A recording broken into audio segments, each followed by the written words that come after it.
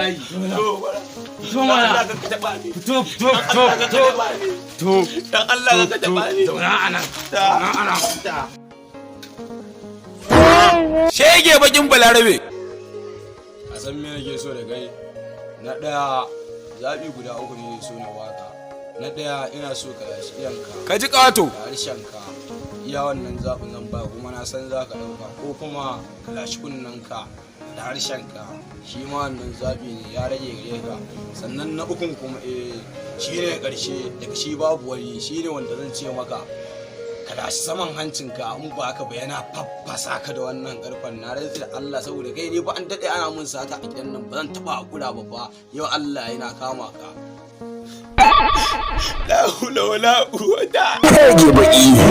No.